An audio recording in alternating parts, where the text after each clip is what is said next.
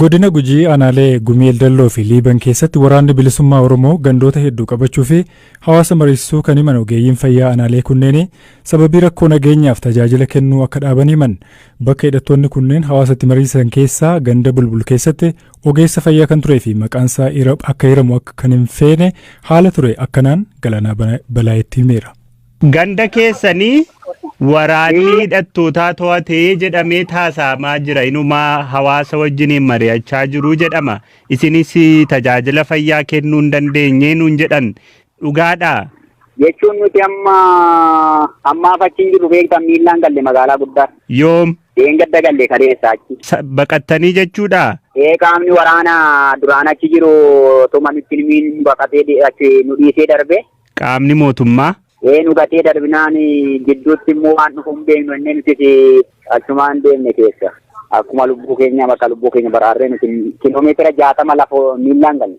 Sababa waraanni jabaachaa dhufee fi laata quba qabdu maaliif akka bahan fa'a? Qubaan qabnu hin beekamne akkuma emerjensii achi ka'an malee wanti isaan hin galle maayyuu. Tole erga isin baatanii hoo fakkeenyaaf gidduu kana waraanni hidhattootaa uummata walitti qabee mariisisaa akka jiru viidiyoodhaan fa'aa argaa jirra. Waa'ee kan quban qabdanii? Gaafsan achuma jirra. Qaamni waraanaa achi kaanaan achumatti nu hambisanii nuti achuma buufata turre. Qaama waraanaa biraata achi jira yeroo sana nuti immoo bakka waan mootummaan nu faana jiru waan mootummaa miindaa mootummaa nyaanne miti. Achumaan nuti jala guyyaa lammaffaa booda jalaa gorree galle. Malee amma dhuguma jechuudha warri waraanaa uummata walitti qabanii mariisisuun isaanii. Sagalee guddistuudhaan baati kora taa'edhanii achumaan uummanni bahee taa'e. Uummanni maal seete irra akkate amma waraanni gatee ba'eera. Nama immoo hidhatee dhufe lubbuu beekta. Uummanni yoo mootummaan nu keessuma fakkaata yoo immoo jardufan isaan fakkaata waan marfamee jiruuf waanuma kana ta'eefi gara sanaa godhee jechuudha uummanni. Hoogganaan waajjira fayyaa aanaa Gumii Eldalloo kan turan gama isaaniitiin haala aanaalee Liibanii fi Gumii Eldalloo keessa jiruu fi sochii hidhattootaa ilaalchisuun waan argan akkanattiin dubbatan. Ganda malka gubaa keessatti teessumti buufata shanee ta'etti nama marii geggeessaa jirta. Liiban gurraacha afaan onlaayinii guyyaa guyyaan mul'ata. Qaamni mootummaa ammoo malka gubaa irraa kaasee aga bulbul aga booba gandi jiran cufa gallakkisee jira beekta. Gumii Eldalloo wirtuu magaala ardama dheerata aanaati alatti bakki tajaajilli mootummaa yookaan humniti mootummaa socho'u jirtu tokkollee hin jirtu. Gandammoo aanaa Liiban jal jiru akka dhungoo ofaallee tokkollee wirtuu mootummaa keessa hin jirtu. Isaanumatti marii irra gaggeessuu jira. Speeshaal gandoota aana Liiban jal jiranii fi Gumii Eldalloo jal jiranii aana Liiban keessatti magaala Nageelle Booranaati alatti bakki tokkollee mootummaan keessatti harka mootummaa jira. Amma mootummaan keessan marii gaggeessuu jiran jiru cufa hidhattoota biraa keessa socho'u jira. Bar 2012 jijjaaffaa irra kaasee damma tajaajilli tokko naannoo sun gaggeeffaman jiru.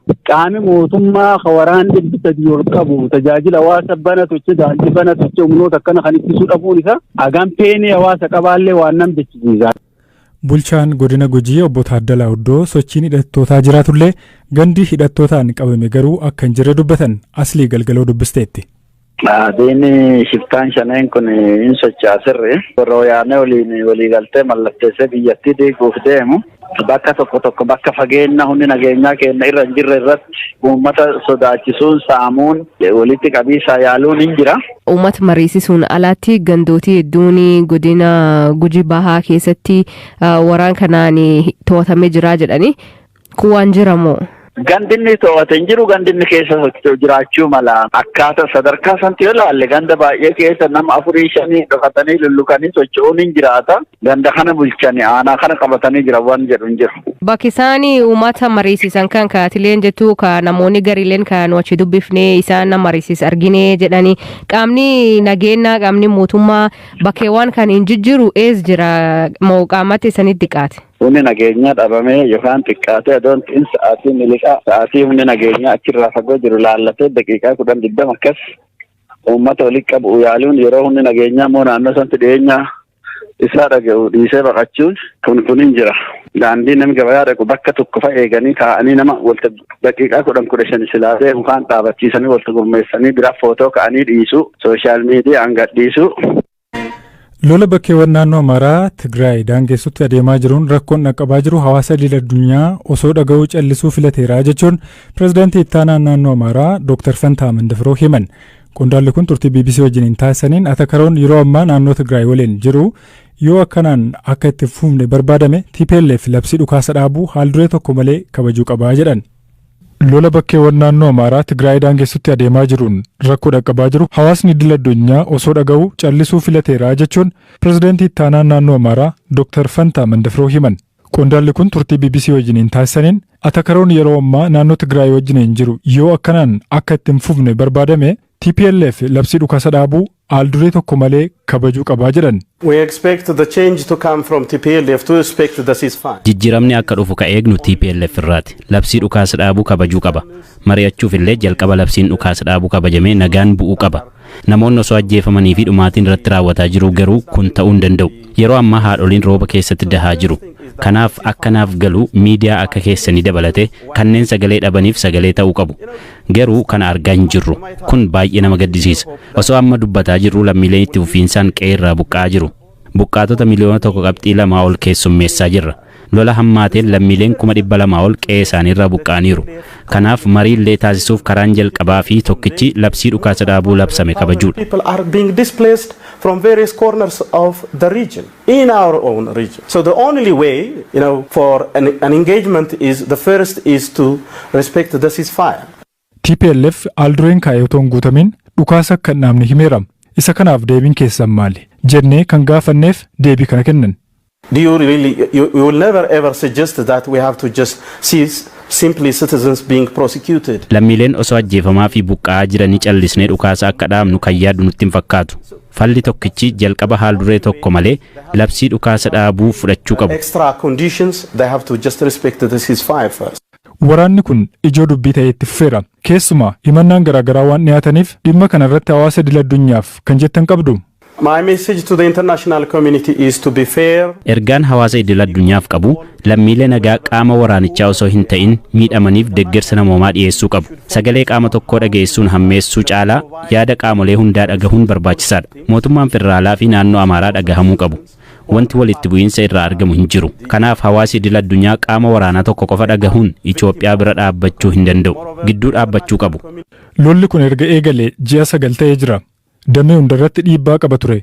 Adeemsi lolli kun yeroo gabaabaa keessatti goolabamuu danda'u jira jettanii amantu.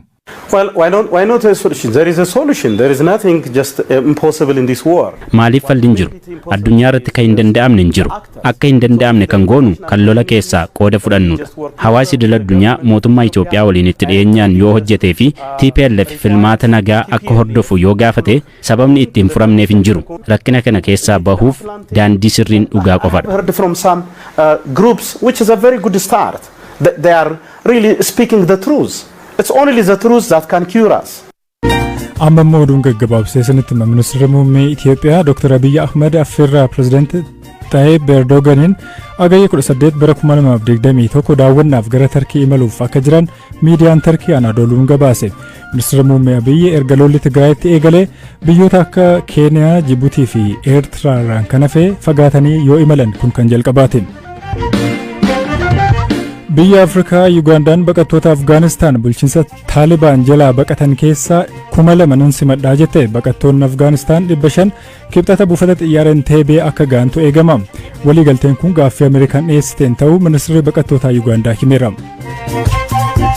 Pireezidantiin Ameerikaa Joo Baayiden loltoota isaanii Taalibaanii baasuu hordofee Taalibaan biyyattii to'achuun qeeqamuun murtii sirrii fudhannee jedhan. Adeemsi loltoota Ameerikaan Afgaanistaanii baasuun gaaga'ama amma hordofsiiseen alatti yeroon gaariin duraan kana gochuu danda'an akka hin turre ibsaniiru.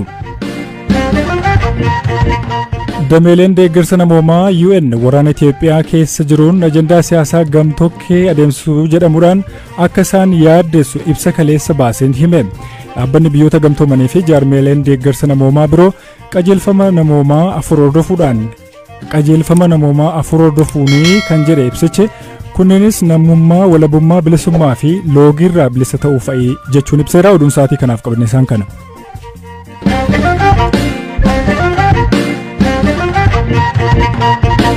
Godina Gujiitti rakkoo gogiinsaaf nageenyaatiin wal qabatuun namoonni 200,000 fi 50,000 deeggarsa namoomaaf akka isaan barbaachisu bulchiinsi godinichaa beekseera.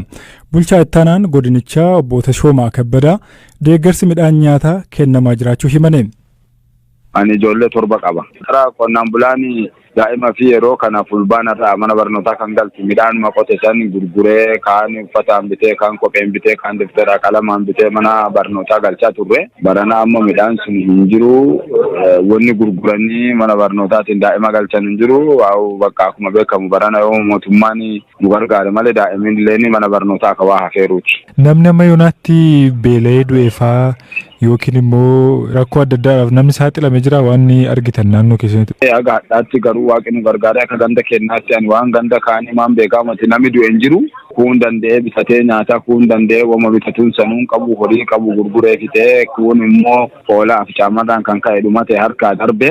Walumaa birmataa daldalee warra biyya weessii qaddudduulee weessii faduugatee maan jedhee kun akkuma saniin bulaa jira kun miidhaa hamaa irra dhaqqabeera garuu lubbuu beelaan du'uusaa haga ammaa akka ganda keenyaatti akka carraa ta'ee nama beelaan du'e hin qabu gara badda dareetti warri baqatee jira horii harkaa dhumatee waan qabu fitatee naannoo keenya gara maatii 10 ta'a maatii 10 jechuun finna isaa dabalatee naannoo nama 70 ol soorata dhabuudhaan haalli hawaasa naannoo irra jiru daala yaaddessa teefin birrii 50 birrii 60 maxaasan tokkotti qonnaan bulaan danda'e waan san hin bitatu ka qabu bitatee nyaataa kan kanne miidhama waan facaasullee hin qabu zarii kan sila zarii filatamaa amma akka carraa ta'e aanaarra hin jiru akka godinaatti akka oromiyaatti hin jiru jedhaa jiranii zarii filatamaan fuuldura kana amma adoo bokkeenni illee roobee midhaan zarii hin jiru bakka yaaddoon guddaan jiru kana amma adoo bokkeenni nu roobee hin jiru waliigala zariiyyuu argeen facaafatu amma yaaddoo guddaa keessa jira hawaasi gargaarsi dhufe womaayyuu hin jiru akka gandi amma qonnaan bulaa ta'ee keessa jiraadhu kun gargaarsi inni argate sila adoo dhufe anillee akkanuma tokkotti dhaga'uun nabuyoonallee hanqate. Kan amma dhageenye sagalee qonnaan bulaa aanaa Doolaa Reeddeeti bulchaa itti aanaan godinichaa obbo Tashoomaa Kabbadaa immoo akkas jedhan. Godina Gujii Bahaa keessatti aanaalee 9 keessatti hongeen uumamee jira. Yeroo roobuu qabutti roobne aanaa Gumee Dalloo, aanaa Liban, aanaa Waadaraa, aanaa Girjaa, aanaa Doolaa Reeddee walakkaatiin aanaa sabbaa boruu keessatti aanaalee kana keessatti hongeen kun kan uumame. Godina sana keessatti namoonni deeggarsa namoomaa barbaadan rakkoo kanaaf saaxilaman hagam ta'u waliigalatti. Nama 250. Namoonni kun rakkoo biraatiif akka hin saaxilamnee fi durfamee Komishinii Hooggansa Sodaa Balaa Oromiyaa wajjin mari'atamee midhaan deeggarsaa taasifamaa jira. Nama tokkoof kan qoodamu kiloogiraama 25 akka maatii isaaniitti immoo dabalataan kennamaa jechaadha yeroo masaa isaa eeggatee kan hojjetame kan ji'a ja'aati amma oomishni aanu ga'utti hongeen kun kana caalaa bal'achuu danda'a jechaadha. Namoonni ani amma maatii 200 siiqsu hin jedhe kuni haala qilleensa amma jiru kanaa fi gogiinsa jiru kanaan lammaffaa immoo iddoo midhaan gahee hamameetti illee midhaan gahaa waan hin jirree fi lakkoofsi amma siin jedhe kun dabaluu danda'a gara fuulduratti. Kanaaf lakkoofsi dabalu kana dhaabbannee immoo irra caalatti namoonni kun dhukkubaatti bakka hin saaxilamne lubbuun namaa akka hin darbine deeggarsa barbaachisaa ta'e kanaa olitti immoo bifa deeggarsi kun cimee akka dhufuu fi dhimmoota kana walitti qindoominaan kan hojjechaa jiru jechaadha.